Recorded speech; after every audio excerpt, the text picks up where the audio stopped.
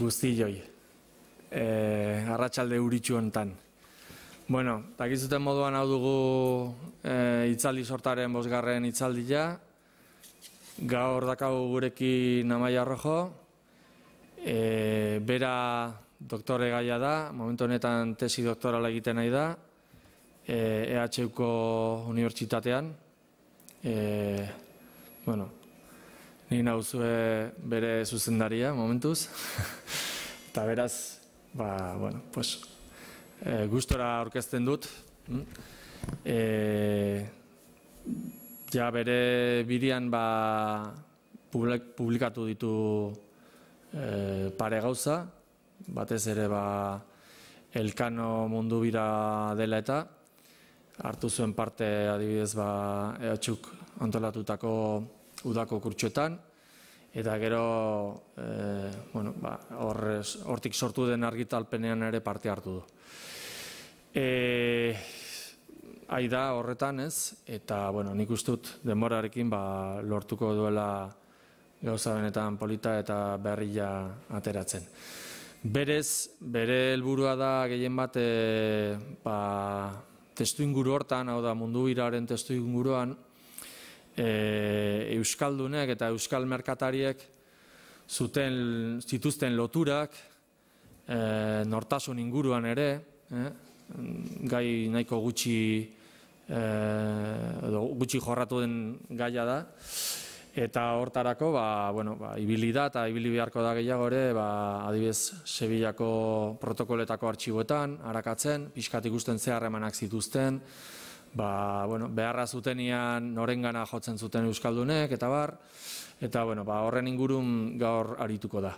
Eta besterik gabe eta eskerrak emanez baiezko emategatik, enbajada honengatik, gurekin parte hartzagatik hitza ematen diot, eta utziko dut hemen bakarrik bea maskariak kentzeko, eta hitza ematen diot. Mi esker.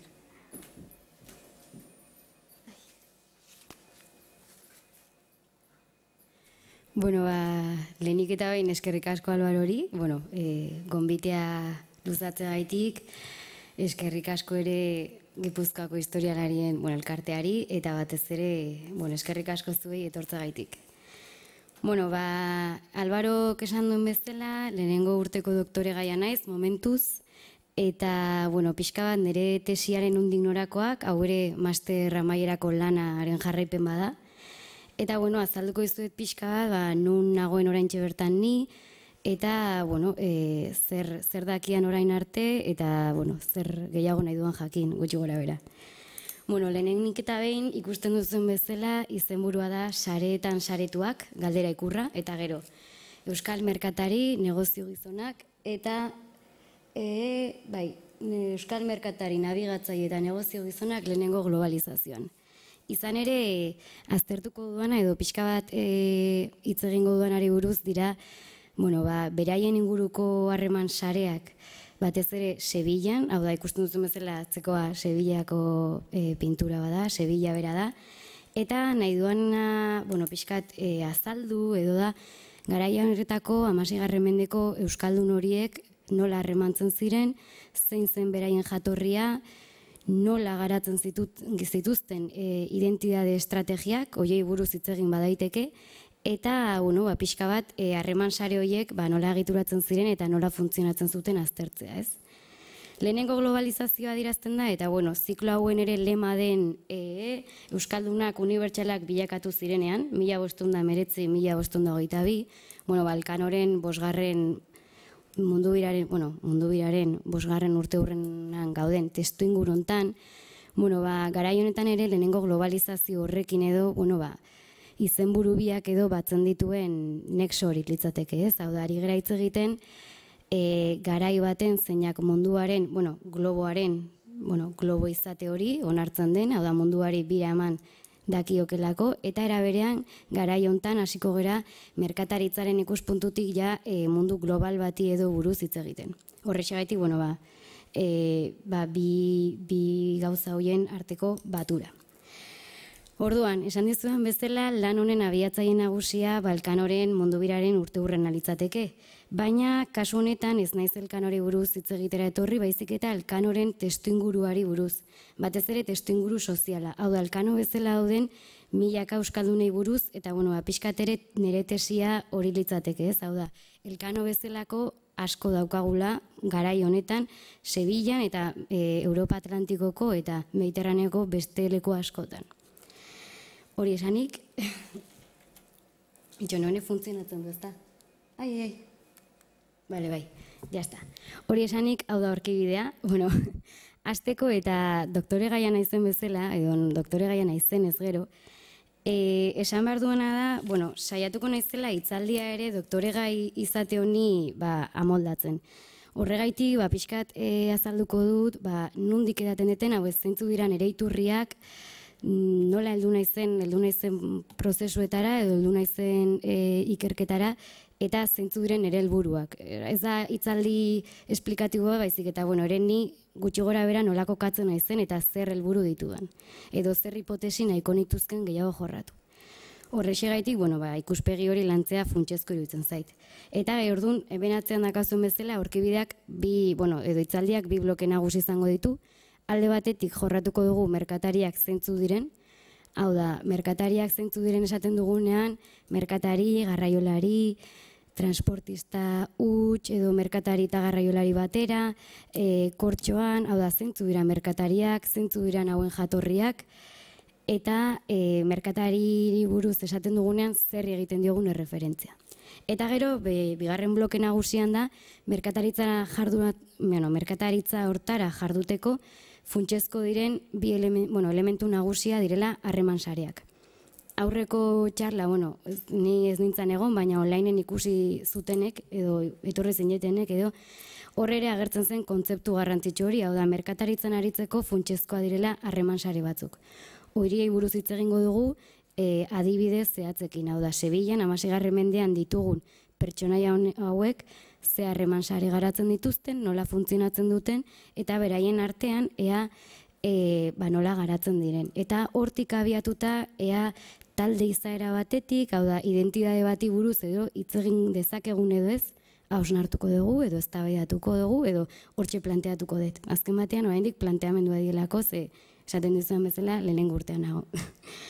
Orduan, lehenik eta behin, esan behar dizuena da, honeaino iristeko eta prozesu historikoak modu askoz ere zabalago batean ikusteko.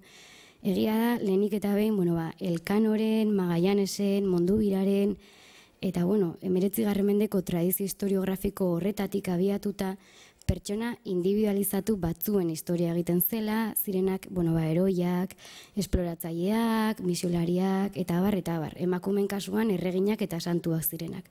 Hau da, pertsona jakin batzuen inguruko historia egiten zen. Eta kasu askotan ere, Elkanoren mundubiraren inguruan, batzuetan Magallanes bakarrik aipatuta, beste batzuetan Elkano bakarrik aipatuta, baso historia individualizatuak egin dira. Pertsonaren gainean bakarrik, eta kasu horiek, eta izan zen, edo da, historiografia bat, zeinak beste motatako prozesu historiko asko, ez da ezkutatzen dituztela, baizik eta aipatu egiten ez dituztela. Hau da, dinamika historiko konplexuagoak eta abar. Horrexegaitik, ekarrezkizu eta adibide batzuk, hau da, ni ez nago kontra ez ezer, baina ekarrituta adibide batzuk, bai. Pixka bat, ikuste zuen bezala, Magallanes, Travesía en el Mundo, Juan Sebastián Elcano, ingelesen kasuan berdina da, hau da, munduari buelta mantzion lehenengo ingelesa, orde bate pilo daude, anorke mantzion, baina, sin más. Kontua da, tradizio historiografiko horretatik gatoz, zeina kasu askotan ere identitate nazional bat goraipatzeko erabiliak izan diren heroi edo guztiz kontrakora, hau da, bortxatzaile, genozida eta abar. Orduan, tradizio horretatik abiatuta gaur egun eta eskerrak, dinamika askoz konplexuagoak aztertzen dituzten historiografia egiten da. Zeinak adibidez, merkatal komunitateak aztertzen diren, askoz ere konplexuagoa diren eta muga nazionalak gainditzen dituzten historiak egiten diren, fatxada Atlantikoko merkataritza dinamikak eta abar. Eta horregaitik, ekarriet gutxi gora bera niretzako irizpide nagusi, edo oinarri nagusia izan den bibliografia. Eta hortxe kokatzen naiz ni momentu hontan eta hortxe kokatzen gara gu. Eta gero Euskal Herriko kasuan ere, zein izan da gure traizio historiografikoa, orain arte, eta gu ere zerikusian handia dauka gure identitate nazionala landa munduan eta baserri munduan finkatze horrekin, normalean edo askotan, sortu diren relato historikoak itsasoari bizkarra emanez sortu izan dira mundu landatarrean oso errotuta, baina azkeneko hamarkadetan pixkanaka joera hori aldatzen ari da, eta ikusten dugun bezala, gero eta gehiago dira, itsasoarekin zerikusia dazkaten lan historikoak, bai eta museoak, ekitaldiak, edo begira solasaldiak kasu honetan den bezala. Horregaitik, kontestu hortan lortzen gara gu, askoz ere konplexuagoa diren dinamika historikoak aztertzeko funts hori daukagu, eta, ni ere hor txertatu nahi dut nire burua. Eta orduan, ekarri dizuet, niretzako ere funtsezko izan den lan bat, Manuel Arronkillorena, 2004koa, Los vascos en Sevilla y su tierra, fundamentos de su éxito y su permanencia. Hau oso liburu zehatza da, oso liburu metodologikoki zehatza, eta azkenean, Euskaldunen presentzia jasotzen du Sevillan, Erdi Arotik gutxi gora bera, Erdi Aro berantiarretik barkatu, aro berri guzti arte. Eta oso liburu ona eta gomendagarria da norbaitek gaiarekiko interesa handia balu. Orduan, esaten ari geran bezala, gaur egun lan asko ditugu merkatari komunitate horiek aztertzen dituztenak. Bai genoarrak izango liatekenak, burgosekoak, gallegoak, euskaldunak, eta abar, eta abar. Eta testu inguru hortan, kasu honetan, ni kokatzen naiz. Baina ez naiz kokatzen Sevillako merkatariak aztertze huts batera, baizik eta beraien arteko harreman horiek aztertu nahi aldera. Horregaitik, harreman sareak eta harreman sarei buruz egiten adiren ikerketa lanak ere funtsezko ditut. Orduan, eta hau modu labur batean azaltzeko nahiko nizueke pixkat kontestu historiko baten txertatu ere. Eta, kontestu historikoa litzateke 16. mende hasiera, baina, lehenagotik ere esan dezakegu garai hau, aukeren eta aldaketen garai badela, aukeren batez ere, merkataritzari dagokionez merkataritzak gora egiten du, ekonomiaren, garapen positibo batean gaude, eta merkataritza fluxuak gora egiten du, bai itsasokoak, bai lurtarrak. Hori gainera dokumentazioan ikus daiteke, bai merkantzien igoerarekin, volumenaren igoerarekin, eta beste motatako aldagaiekin. Horregaitik, garai hau bereziki aukeren garaia da zentzu horretan. Gainera itsasoan ere nolabait itsastekniken hobekuntzak direla eta bai eta konbertsiorako baliabide edo bitartekarien hobekuntzak, adibidez, letra de cambio deitzen den hori, euskeraz truke letra litzatekena, hori ere merkataritzarako ere joera oso favorablea da. Kontestu hortan Euskal probintzietako hauek oso ondo txertatzen dira, eta esan dezakeguna da garai honetan Europako batez ere hasiera batean Mediterraneoko eta geroia fatxa Atlantikoko merkatu edo itsasoarekin zerikusia daukaten jarduera guztietan presentzia handia edukiko dutela. Hau azaltzeko historiolariek gutxi gorabehera 6 arrazoi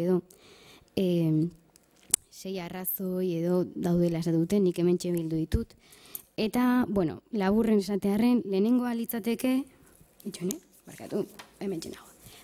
lehenengoa litzateke, Euskal Lurraldeen edo Euskal Probintziaen kokaleku estrategikoa. Izan ere ikusten baduzue, merkataritza gune garrantzitsuen giltzarri naturala da. Bai lurtarra litzatekena, oda Gaztela, eta gaude azken batean, Nafarroarekin batera, Nafarroko erresuma litzatekena, Frantziako erresuma, Espainia, monarkia hispanikoa, eta hortxe giltzarri natural bat. Bai, fluxu, lurbidezko merkataritza horretarako, bai, kabotai sistemarako, geldialdi estrategikoare bazelako. Hemen ikarrik izuet Gipuzkoako kostaren irudi bat.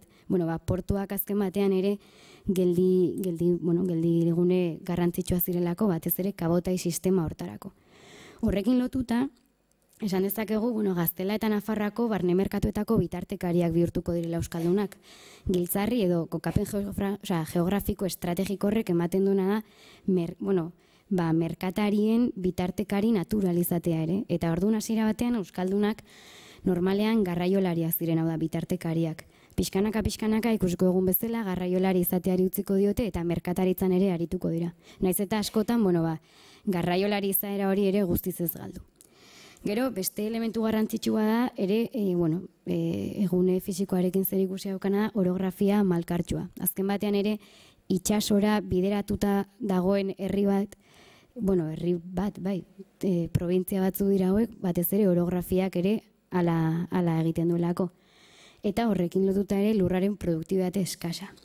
Lurraren produktibitate eskasa lotzen dute historialariek, gizarte soberakina eta lurrak berak ematen dituen baliabideen arteko, azkenean, hau ere asko begiratu behar da, azken batean esaten dugun bezala, aukerak ematen zituen garai bat da. Hortaz, ez da populazio soberakina atera egiten dela baizik, eta aukerak dauden leku bat dela itsasoa, eta horren bestez ere itsas merkataritzan ere euskaldunen presentzia modu hortara ere ulertu daiteke.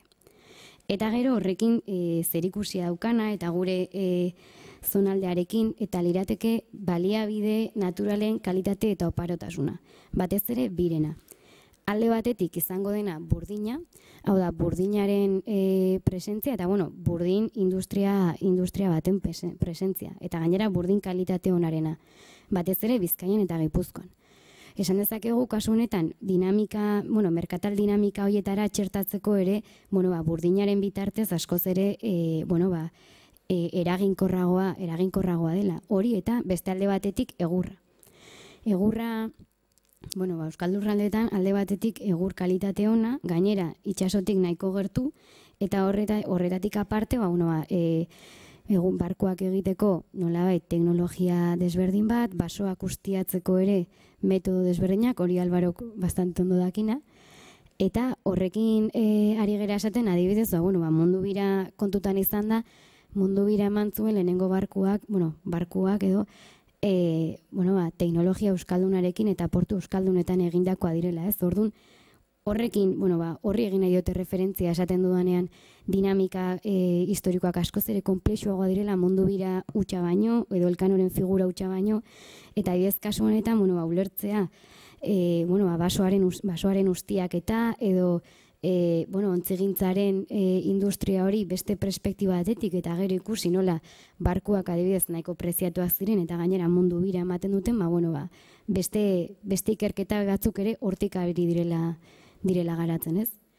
Eta, asko luzatu gabe ere, azpiegituren eraketa. Azpiegitura alde batetik, fisikoak, bideak edo portuak liratekenak, eta beste batzuk judizialak, batez ere merkataritzarako aproposa direnak. Eta hori lirateke, alde batetik kontsulatuak, beharrezkoak merkatarien interesa defendatzeko, eta beste bat litzateke, Euskal Foruen agerpena. Hori batez ere, eta gero lotuta, kaparetasun unibertsalaren privilegioarekin. Hori geroago azalduko dugu, baina, labur esango bagenu, izango litzateke, kaparetasun unibertsala da, Gipuzkoan, Bizkaian, Arabako zonalde batzuetan eta Nafarroako beste baiara batzuetan, Baztanen adibidez, bertan jaiotzagaitik bakarrik, nolabait kapare izatea. Hau da, guztiak, oru horretan jaiotzagaitik kapare dira. Horren bestez, zonalde propioan kapare izateak eragin handia ez badu ere, denak kapare garelako, behin gure zonaldetik ateratzean zer eragiten du, adibidez ni Sevillan kapare baldin banaiz nire jaioterriagaitik Sevillako merkatari bat ez bezala, nik nobleziaren, naiz eta noblezia baxua, baina nobleziaren privilegioak ditu bala, adibidez, privilegio fiskalak eta judizialak. Horrek ikusiko egun bezala, identitatearen eraikuntzan edo identitate baten defentsan eragina handia edukiko du. Baina, oraindik ez da hortan sartu. Orduan, esaten dugunean merkatariak zeintzu diren eta merkatari buruz dakiguna edo ikerketa nola jun daiteken, esan behar da, egia esan Euskaldunekin nahiko zailtasun handia ditugula. Euskaldunekin nik uste guztiekin. Izan ere dokumentazioan bakoitzaren edo norbere buruak merkatari bezala adieraztea nahiko zaila da edo batzuetan merkatari bezala agertzen ez diren edo bere burua merkatari bezala ez duten askok merkataritza jardueran ibiltzen dira. Horregaitik, hor dokumentazioan askotan batzuetan pertsona bat merkatari bezala agertuko zaigu, beste batzuetan garraiolari bezala, eta orduan, hor, garraiolari, merkatari, muga hori, gainditzea edo horri ikerketak egitea, nahiko zaila da, baina hori da daukagun mugetako bat. Baina, hola dala, Eta orduan, kontua da hori. Hasteko aurkiko ditugu merkataritza horien izaera nahiko lausoa izango dela, azken batean, Euskaldunak Sevillan agertzen direnean, normalean lehenengo, merkatari handien garraiolari bezala agertuko dira, hau da, merkatari handien merkantzien garraiolari. Egia da, garraiolari eta merkatari, ez dakigu zein dagoen diferentzia handia batzuetan, egia da, merkatari baten garraiolari batek, agian bueltan gero berak merkaturatuko dituen merkantziak daramatzala, orduan merkatari bezala aritzen ari dela. Orduan kasu horietan, horregaitik nire izenburua merkatari nabigatzaile itsasgizon, hau da, nahiko globalizatu hartu dut, precisamente arazo horiek ekiditeko.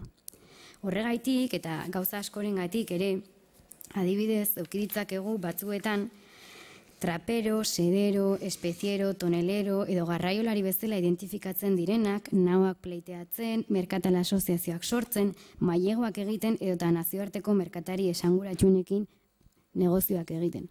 Orduan, esaten dugunean euskal merkatari prototipo bat hori egitea ezinezkoa da. Baina ezinezkoa ere, beraien artean talde heterogeno bat sortzen dutelako, eta horren bestez ezin dezakegu esan pertsona hauek horrela dira. Baina guztiek daukate izaera oso anitza, baina eraberean izugarrizko merkataritzarekiko lotura handia. Orduan, merkatarien jatorria. Hau da, nondi datozen merkatariak edo gutxi gora bera nolakoa dira. Dakiguna edo, gehienenko kasuetan letragizona dira, badakigu idazten eta irakurtzen zekitela, edo letragizona dira, edo letragizonen familietati datoz. Adibidez da, Elkanoren kasuan oso agerikoa da, Elkanoren ama Catalina del Puerto, Getarieko eskriba familia oso potente batetik zetorren, era berean badakigu Elkanok berak ere idatzi egiten zuela, bere karta horien bidez, eta adibidez, beste datu bat ematearren, Elkanoren azkeneko bidaian dagoen Andres de Urdaneta, badakigu Elkanoren testamentuaren zati bat, edo hori uste da idatzi zela, eta, honen aita, Andres de Urdaneta aita eskriba zen. Pixkatik usteko garai horretan aurkitzen dugun jendeak, letrekin edo duen, ikasia direla. Gero beste, eta horrekin lotuta ere, hau Ernesto García, UPV-ko katedradunak, hiribilduen boterea eta hori guztia nahiko ikertu dunak, zera dirazten du, merkatari askok, eta Sevillan aurkituko ditugu merkatari hauek, normalean, haien jatorrizko probintzietan, udal kontzejoa kontrolatzen zituzten pertsonekin ezkonduta zeuden, senide ziren, eta bar. Hau da, ikusten dugun bezala, garaionetan Euskal Probintzietan, hiribildu garrantzitsuenetan, bertan kontrolatzen zituztenak normalean edo merkatariak ziren edo merkatal interes handiko pertsonak. Eta adibidez, gero esan dezakeguna ere beste elementu oso garrantzitsu bat merkatarien inguruan da, Euskal merkatariak ez dira merkatari handiak izango, ez dira, salbuespenak badaude, hor jarri dut, baina normalena edo ohikoena da erdi mailako merkatariak izatea. Haude batzuk izugarrizko merkatari handiak eta potenteak izan dingo direla, gero ikusiko ditugu, baina normalean, erdi mailako merkatari familietati datoz, edo erdi mailako merkataria dira. Eta adibidez, horren adibide eman ekarri dut, Anton de Novia, gero merkatari potente bat izango dena, bere tutorea, bere alabaren tutorea, Juan Otxoa de Uriondo izaten jarraituko du, azkenean erdi mailako merkatari txiki bat zen. Orduan, ikusten zuen bezala, bere harreman sareak, hau da, nondi datorren eta berez batzuek bai, baina normalena erdi mailako merkatari izatea da. Hala ere, erdi mailako merkatariak badira ere ikusko egun bezala haien presentzia leku guztitan ematen da ia. Edo nolabait merkataritzarekin zerikusi azkaten esparru askotan aurkituko ditugu euskaldunak. Eta azkenik jarri dut koroaren zerbitzura, ze hori ere bada merkatari hauen elementu oso garrantzitsu bat ere. Izan ere, merkatari hauek, merkatari, garraiolari eta abar, batzuetan aurkituko ditugunak maileguak ematen, beste batzuetan garraiolari merkatar genobeatar batentzako, gero beste batzutan koroarentzako ere. Adibidez, koroarentzako, koroaren espedizioak finantziatu, Elkanoren finantziaketaren kasua den bezala, Nikolas de Artieta armadaren kontratazio etxearen hornitzailea zenak, hor, nolabait, espedizioa finantziatutako zuen horietako bada, Lekeitiarra, orduan ikusko egun bezala, eta esatu baren euskaldunak pixka leku guztietan daudelare horri buruz ari naiz egiten erreferentzia, ez? Koroaren zerbitzura ere jende ugari egongo zen, bai errege armadan, nola, finantziatzen, armada egiten, eta gero batzuetan beste modu bat ere, korsoare beste bide bat zen. Orduan adibidez, aurkituko ditugu batzuetan, merkataritzan, gero beste batzuetan kortxoan, baina kortxoa ere eraberean nolabait merkataritza bada, ze hartzen duguna gero merkaturatuko dugu, eta abar. Eta karrieten adibide bat ikusteko, barkatu.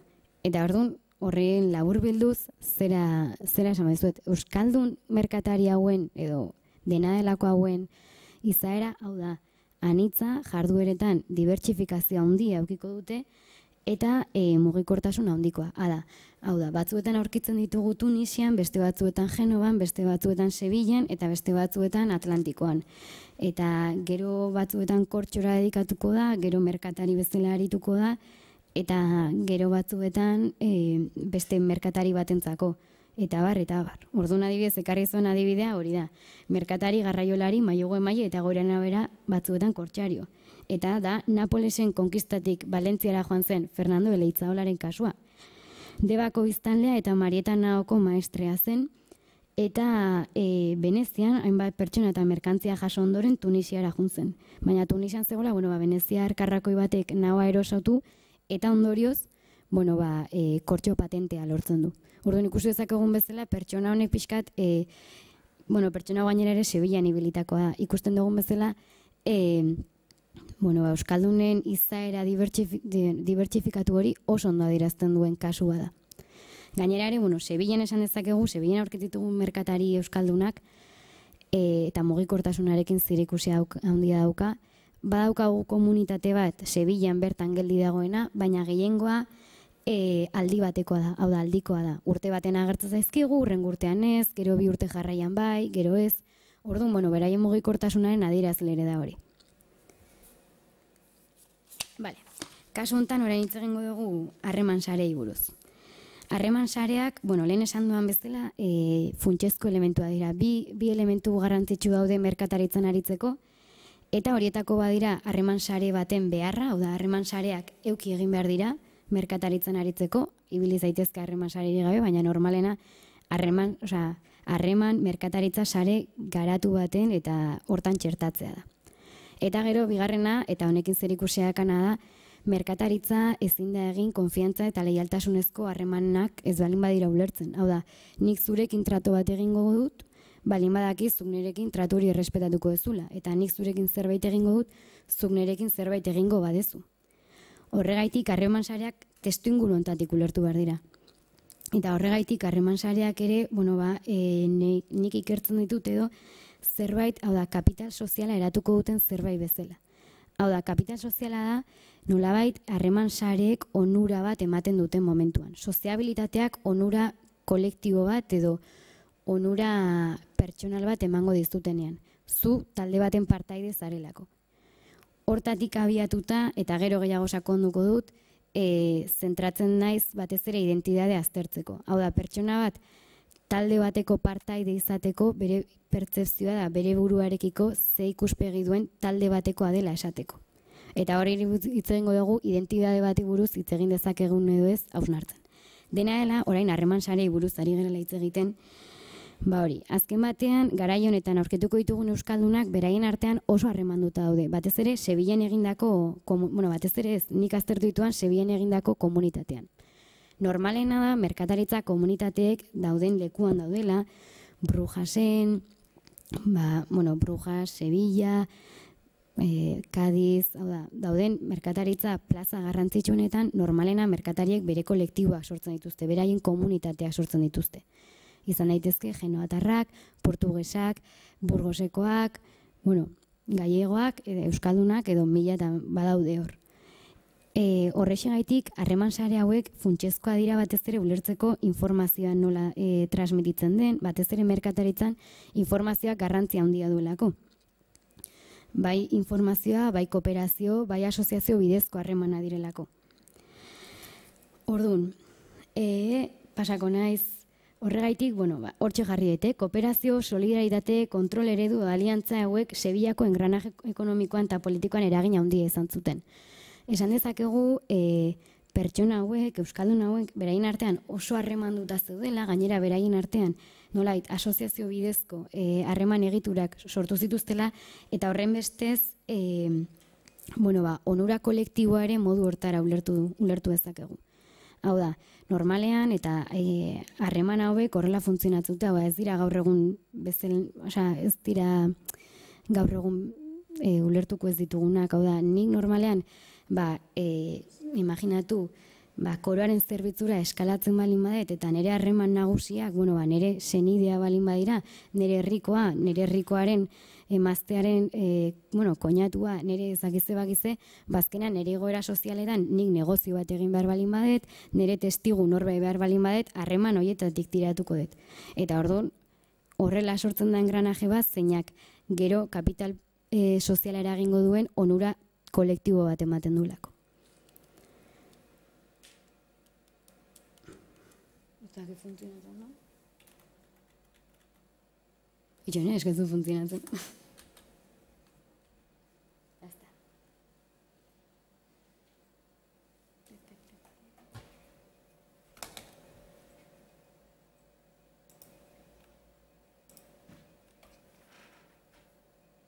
Horrela jarretze eta listo. Ezagit, ze pasan.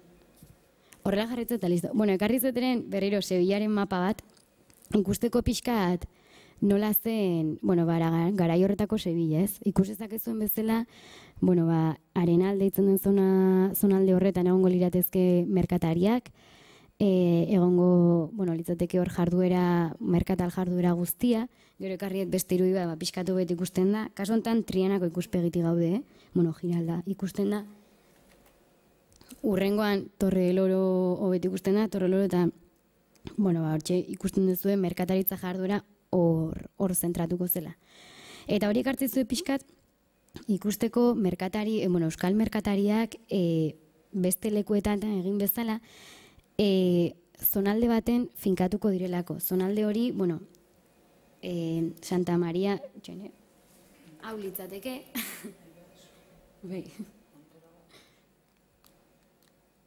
zonalde hontan litzateke, eta, ekarri dizuet, ekarri dizuet Luis de Pedrazaren, la historia imperial de Sevillaren, kronikaren zati bat, eta hor jartzen du, atravesando de la mar, la calle Castro, hau da, calle Castroan aurkitzen dira euskaldunak, Sevilla dago koiazioetan, garai hortako Sevilla, auzotan ordez koiazioetan banatuta zegoen, eta Santa Maria koiazioan, Santa Maria koiazioko Castro kalean merkatari euskaldunak biltzen ziren.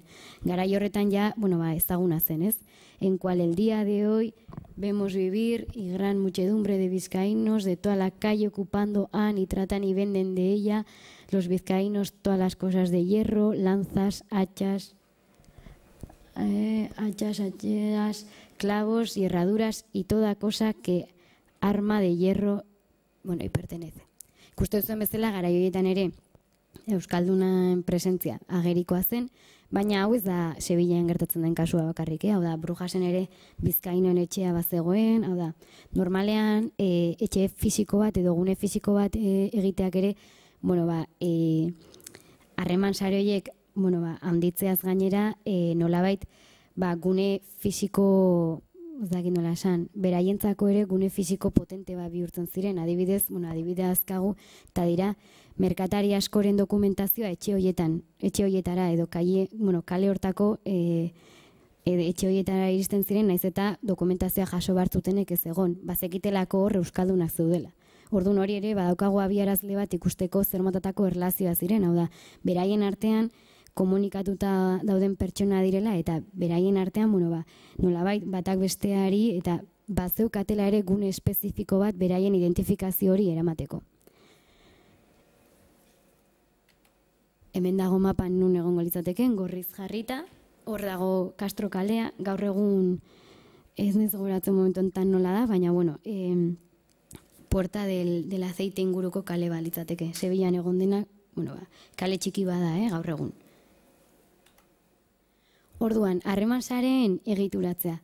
Harreman sareak, nola gauzatzen dira alde batetik, ezkontzak genituzke, ezkontzak azkenean kontratu soziala direnez, ezkontzak ulertu behar ditugu, beraien artean ezkonduko direla, hau da, euskaldunak euskaldunekin ezkonduta aurkitzea ez da gauza ezoikoa. Hala ere gainera hemen, konsuentan kontu handiz ibili behar gera, Sevillan aurkitugu merkatariak normalean ezkonduta datoz. Orduan ez da bertan ezkontzen direla baizik, eta ja ezkonduta datoz gaztetik, orduan, ezkontzak badira adibidez ikusteko, beraien arteko sareak, azkenean ezkontzak, igoera sozial bat bermatuko dituzten kontratua dira, orduan, ikusiko ditugun bezala, zeintzuekin ezkontzen diren probintzietan ere adierazle da, ze motatako pertsonekin aurkitzen geran, ez? Baina, ezkontzak nahiko endogamikoa dira eta euskaldunak euskaldunen artean. Gero, beste batzu dira prokurazioak edo botere xedapenak. Hau da, batek besteari boterea ematen diona, bere afera guztietarako, bere testamentua edo lokesea kobratzeko, bere, hau da, armadan egindako zerbitzuagaitik ez dakizen kobratzeko. Hau normalean euskaldunak ere, euskaldunen artean, prokurazioak ere normalean horrela egiten ziren.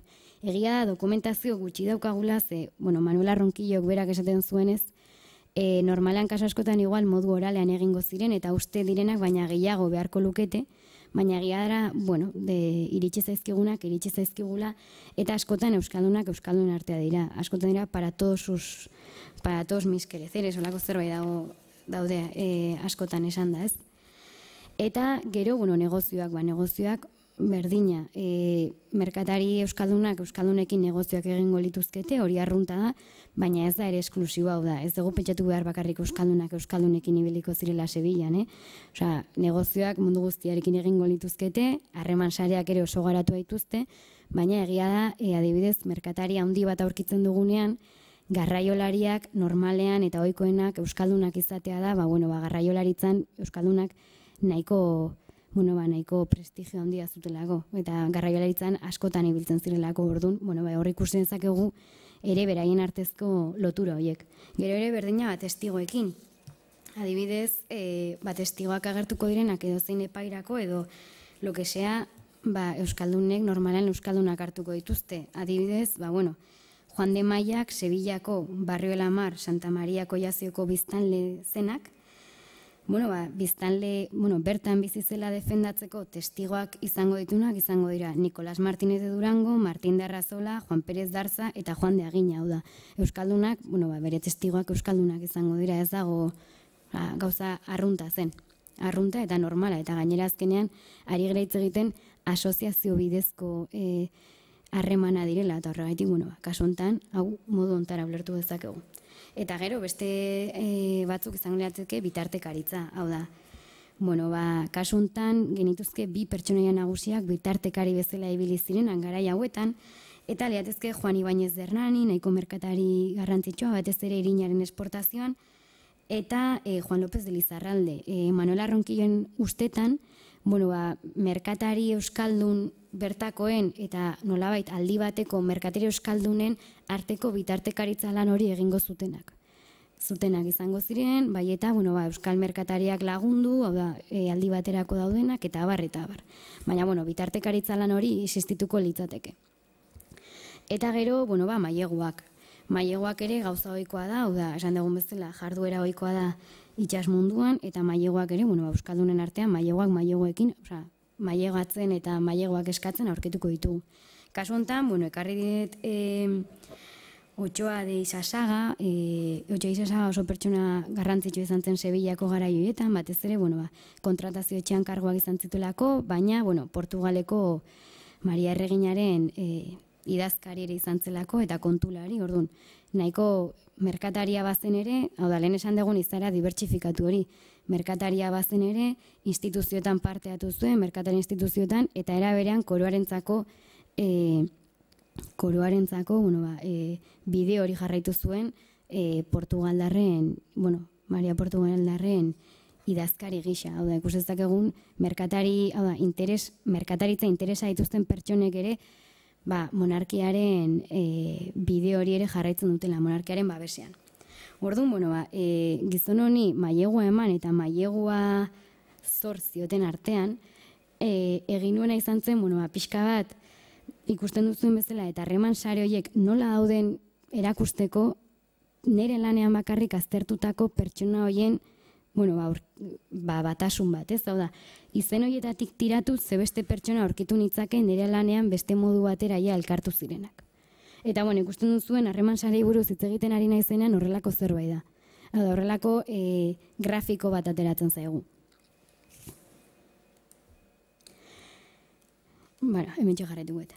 Orduan, talde izaera, esaten dugun bezala, Euskaldun merkatariak bere garaian beste merkatariekiko, Euskal merkatariekiko, esan dugu, asoziazio, kooperazio, lotura handiak izango zituztela, beraien artean nolabait, lagundu eta batzuek, historialari batzuek ere lobby bezala arituko zirela uste dute, izan ere, pentsatu, Euskaldunak aurkituko ditugu ia merkataritzaren jarduerako espazio guztietan edo gehientsuetan karguak okupatzen, espedizioa finantziatzen, munduari buelta ematen, eta bar. Orduan, horietatik abiatuta ari balin bagara esaten harreman sare trinko bat daukatela eta gainera Sevillako lurraldean izugarrizko eragina izan zuten sareak zirela, barduna egin dezakegu pixka bat hitz egin dezakegu pertsona hauek, benetan lobby antzeko bat osatuko zutela batez ere beraien interesaren defentsari dagokionez. Kontestu honetan eta talde izaera hori pixka eta aztertzeko, ekarri dut 1557ko martxoaren 22an, Sevillan merkatari bizkaitarren nazioaren kontsul bat izateko eskatu zuten dokumentuaren pasarte bat. Nazio bizkaitarra esaten dudanean, ez nabil bakarrik bizkaitarri buruz hitz egiten, nazio bizkaitarra da, euskaldunak dira, euskaldun ez da nazio, komunitate euskalduna litzateke, bizkaino garai horretan ez baitzen bakarrik Bizkaian bizi zirenei bakarrik lotzen. Horren bestez, esan dezakegu, ikusten dugun bezala, garai honetan firmatzen dituzten euskal merkatariek eskatzen duten mesedez, beraiek ere conviene y es necesario en la elección que los dichos cónsules se elija en nombre uno de la dicha nación vascongada. Vascongada, bizkaino, berdina. Horren bestez, hemen ikusten dugu ja, beraiek nolabait talde bezala ere ze estrategia garatuko dituzten. Gainera ere, eta hau, esanguratsua da, lobby bezala aritze hori, beraiek, garai horietan normala zen bezala kofradiak sortzen dira, eta Sevillan ere dakagun dokumentatua 1540tik, uste da lehenago sortu zela, baina 1540tik dokumentatua daukagu, San Franciscoko Casa Grande konbentuan, Nuestra Señora La Piedad konbentua. Gaur egun Sevillan,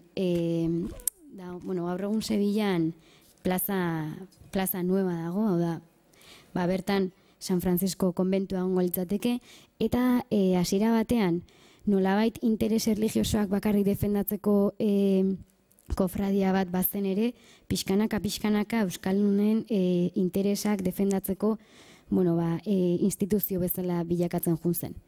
Eta orduan, garaioen eta ikusetzakegu, kofradi horretan euskaldunak egongo zirela, beraien artean nolabait babestu edo kooperatu egingo luketela, eta gainera beraien interesak defendatzeko mekanismoak izango zituztela.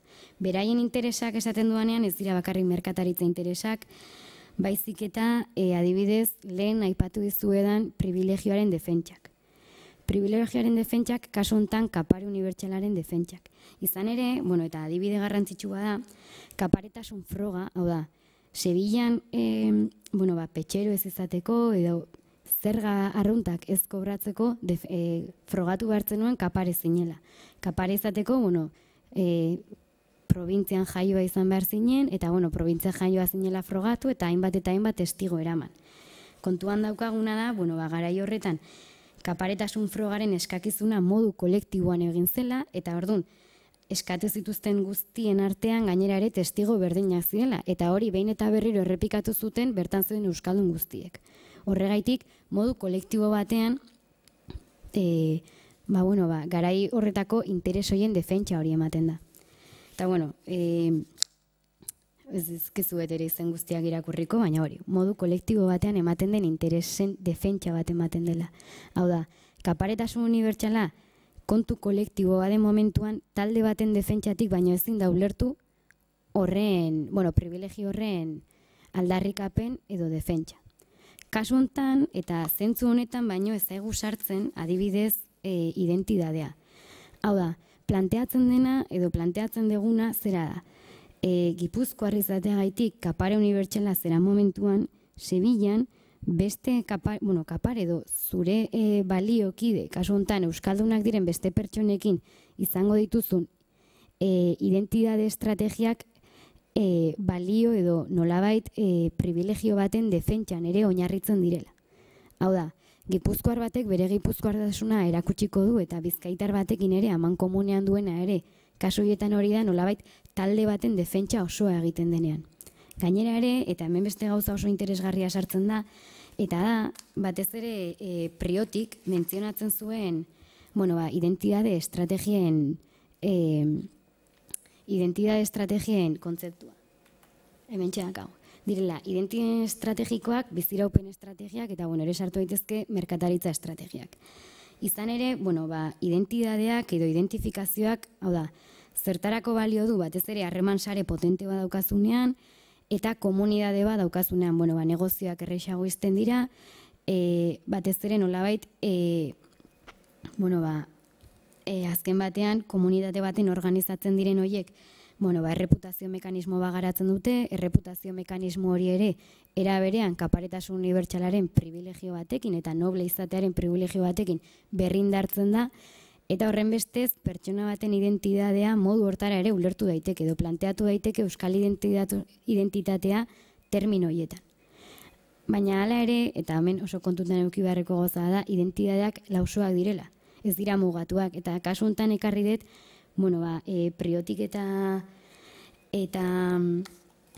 Priotik eta Brumontek egindako artikulu batean, beraiek azkaten dokumentazioak ere dira korrespondentziak. Korrespondentzietan, adibidez, pertsona bat zer sentitzen den ikustea, beraiek esaten dutenean oso erresa da. Nik azkenean ez dakit pertsona horiek bere burua zer sentitzen duten, baizik eta nina bil pixkat aproximazioak eta teoriak botatzen. Kasu honetan, Priotik eta zera dukate, korrespondentzia eta Arnau del Planoren kasua testu inguru hortan ulertzen da, ez?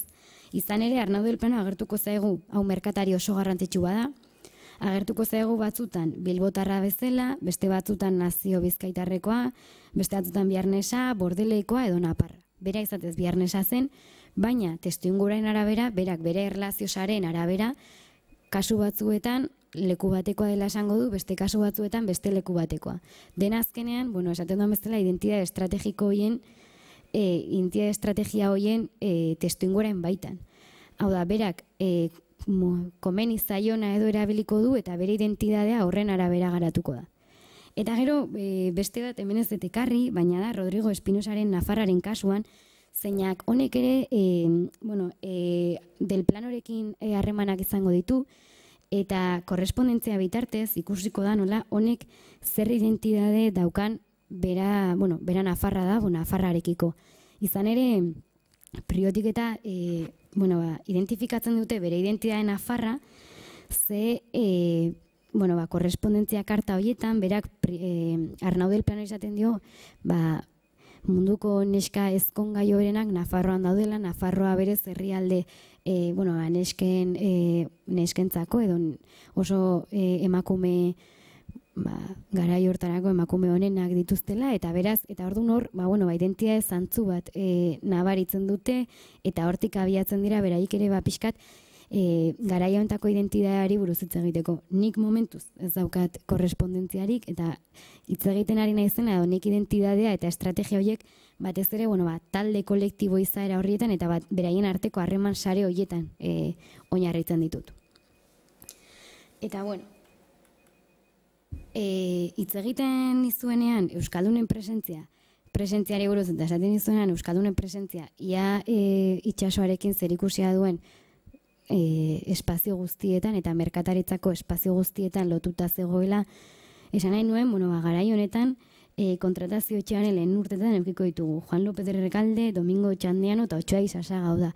Lehenengo 3 urtetako Indiarekin merkataritza monopolizatzen duen instituzioetan kargu handienetarikoak euskaldunek hartuko dituzte. Gero, beste moduan, espedizioan eragina zutenak, esan dut lehen, espedizioaren finantziaketan eukiko gu Nikolas de Artieta Lekeitiarra.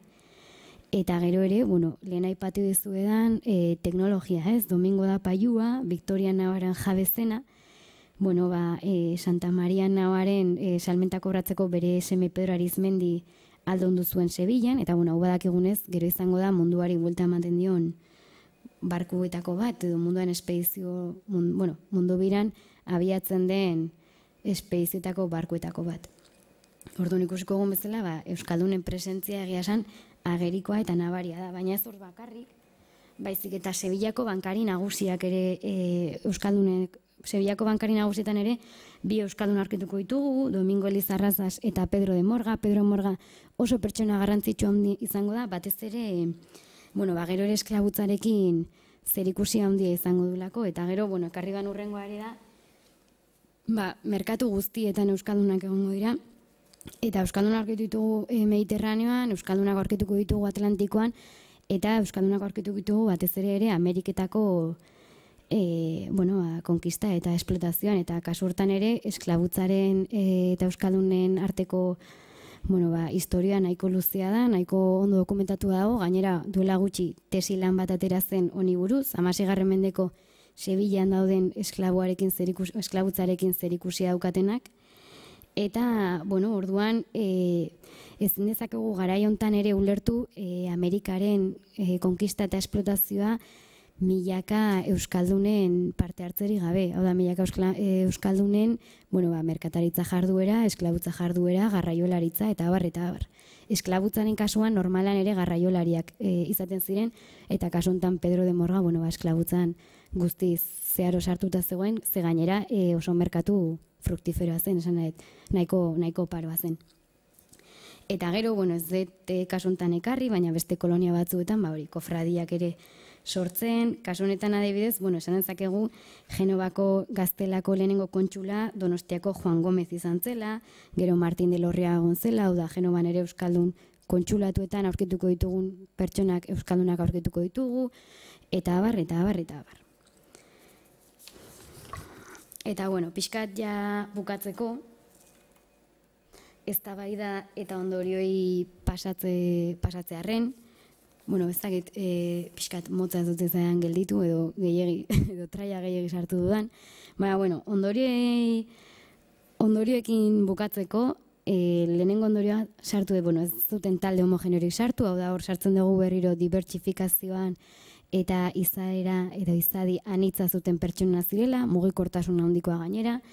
Gero, dibertsifikazioen abantaila kasu honetan. Hau da,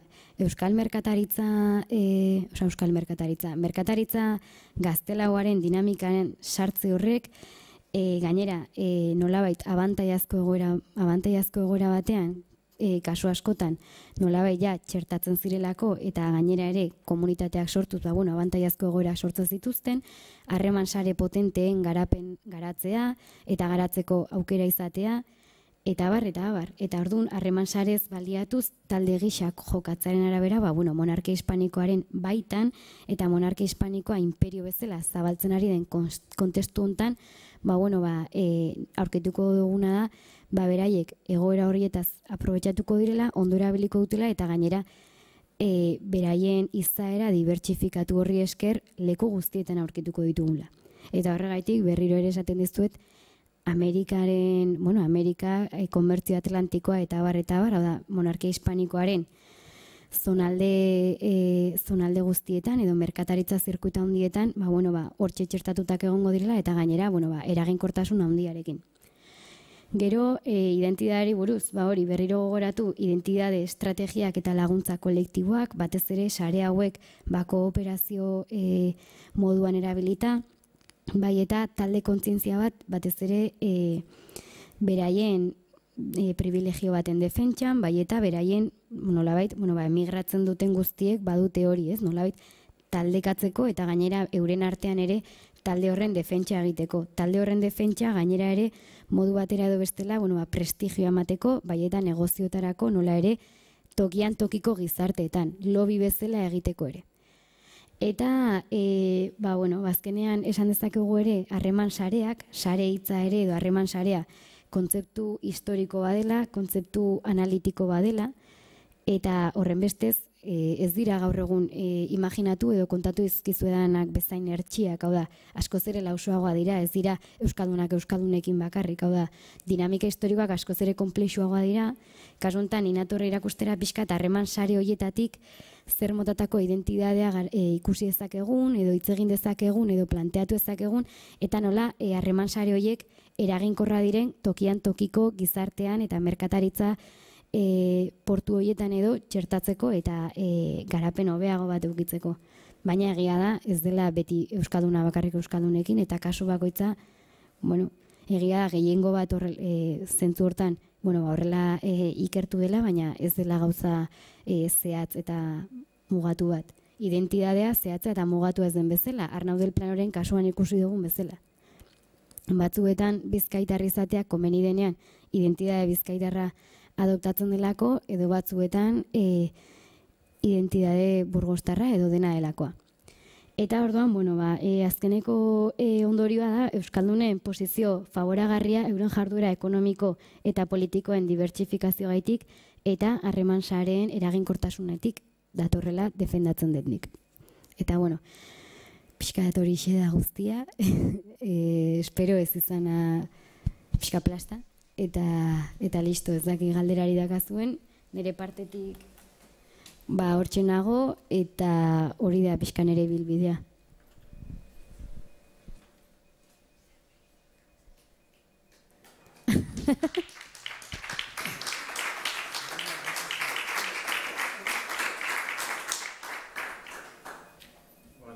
Mi esker, Amaia, etzea plasta izan, lasai. Gustora entzutzaitu duentzat. Zegi zer du dakagu, edo gaur erlojurik gabe etorri naiz. Zortziak, ondo, denbora badakagu. Hori, galderak edo komentarioak egiteko, norbait animatzen bada, zer zalantzan gehatu bada edo.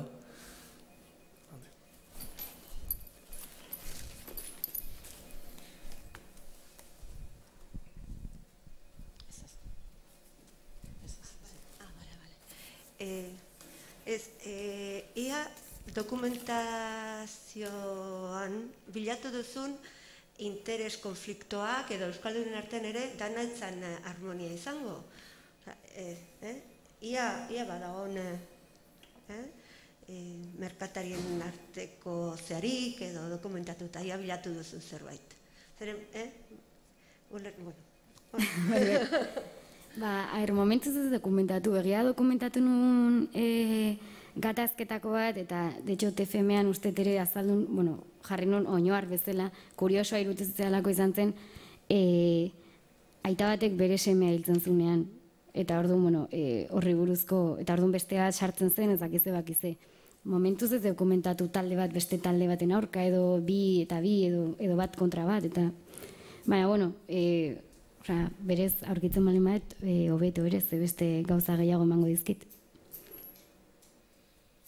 Egoten dira, badaude, egoten dira, beraien arteko gatazkak eta, baina egila da gehienetan elkartuak agertzen direla. Eta orduan, askotan ere, identifikazio edo nortasun hori dagoenez, beti talde moduan aritzen dira. Eta normalean beti izaten dira atzerritarren aurka edo.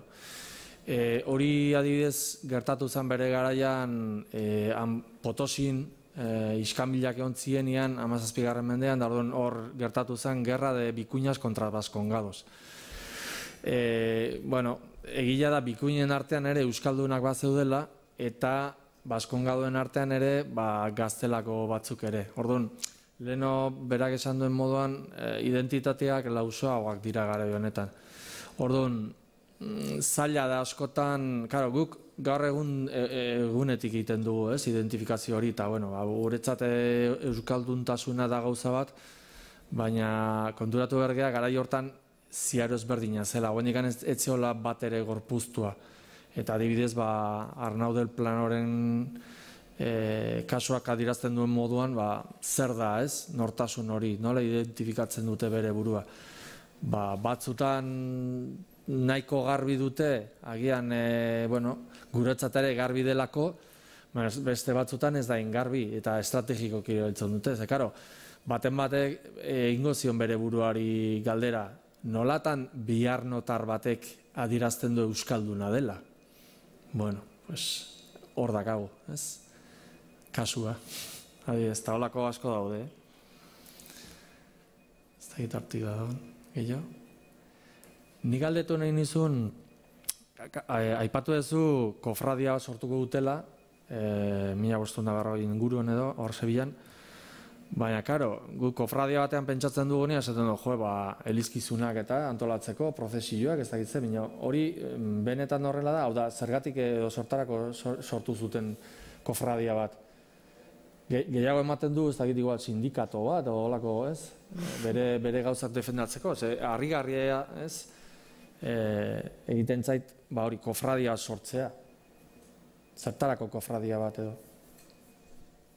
Bai, ez dakit, interesak defendatzeko.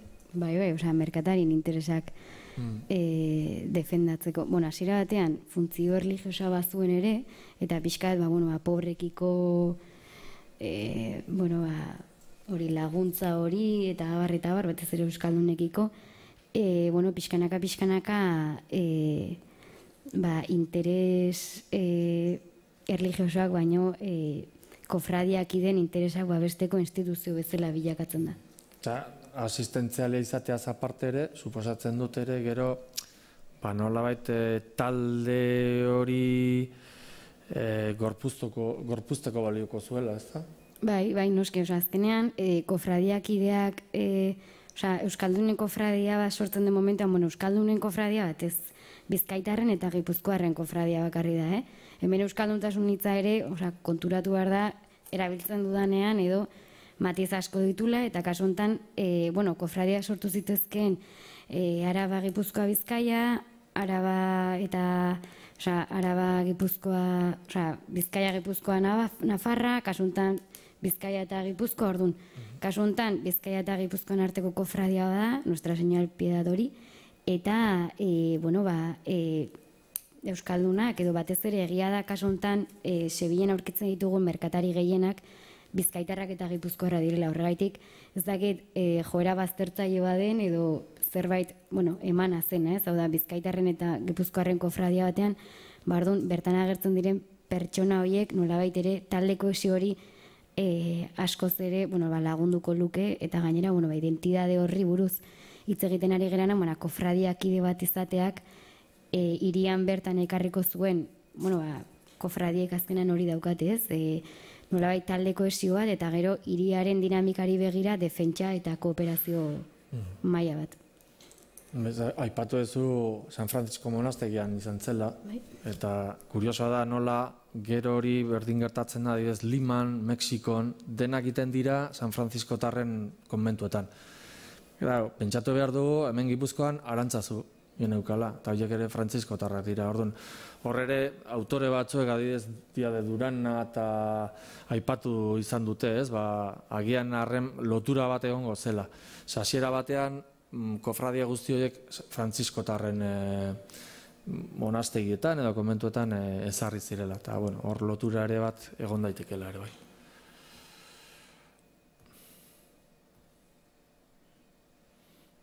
Galdera gehiago ez dago, ez da inarren ematzen. Biarnoterraz aizinela eta, bueno, nik badakit 18. mendeko kasua. Hau ez nuen ezagutzen, da egia zen oso interesgarri iruditu zait. Biarnotarrak dira Biarnon jaiotakoak. Eta suposatzen da, Biarno eta Nafarroa beherako errege menpekoak. Hau da, albritarren menpekoak eta borboitarren menpekoak. Gero horiek Frantzia pasa zirenak. Baina bi modura lotzen dira Hego Euskal Herrira. Eta nola da hori? Bueno, alde batetik, eta hau batez ere 17. mendetik aurrera hasiko dira aldarrikatzen, badago autore bat, Baxen Nafarra dena, eta da Martin de Bizkai. Martin de Bizkai honek 1621 idatzi zuen tratatu bat. Eta tratatua, eneiz gogatzen zehatzmehatz nola zan titula, baina zan Los derechos de los bajo-navarros a ser considerados españoles, holako zerbait. Bueno, kontua da beha aldarrikatzen duela, 1530ean, Carlos Bosgarrena edo Espainiak Don Ibane Garazi utzi zuenean, ze abandonatu intzuten, estrategikoki zaila zelako defendatzeko eta bar, nunbait sinatu omentzuten akordio bat Carlos Bosgarrenarekin, justu urte hortan, eta akordio horren ondorioz jarraitu zuten Carlos Bosgarrenaren menpekoak izaten. Eta hori dela eta bazuten eskubidea Goi-Nafarroako auzitegiak erabiltzeko. Eta orduan hori aldarrikatzen dute. Gero privilegio hori Carlos Bosgarrenaren garaian berretxe gintzen. Hori alde batetik. Gero bestetik, joera handia egongo da garai hontatik, Amaiak aipatu duen gari hortatik, Biarnoko gaztiak bialtzen dituzte Baiona eta Donibane Loitzunera, merkataritza ikastera. Hau da, beste merkatari baten etxera, morroi gisa edo, aritzen da, zerbitzatzen, merkatari, eta trukian erakusten dio merkataritza nolain behar dan. Eta nik 18. mendean aurkitu ditut batzuk euskeraz eta guzti zekitenak. Gero, horietako batzuk, honea Donostira etorri zian. Orduan, bi alde horietatik lotu ditzakegu biarnotarrak euskaldunekin eta euskal nortasunerekin. Naiz eta gaur egun, biarnotarrak Euskal Herritik pixkat urrun geratu. Bueno, aldamenekoak dira, Xiberoa eta aldamenean daude, baina, beraiek ere, bazuten estrategikoki nortasun hori lortzeko aukera. Batez ere gero, Amerika edo Sevillan aritzeko. Ez dakit, galdera gehiago daun. Dena garbi gertu da. Bueno, ez bazeate animatzen, eskerrak eman Amaiari berriro, bere hitzaldiagatik. Espero dezagun hemendik 4 urtetara hemen izatea berriro, ja ondoriekin, zehaztuta nortasuna badagon ala ez. Eta, zuei animatu, datorren astean izango dugu hemen Susana Trutxuelo, batez ere muga kontuak aztertzen, eta, ordura arte ongi izan. Mila esker.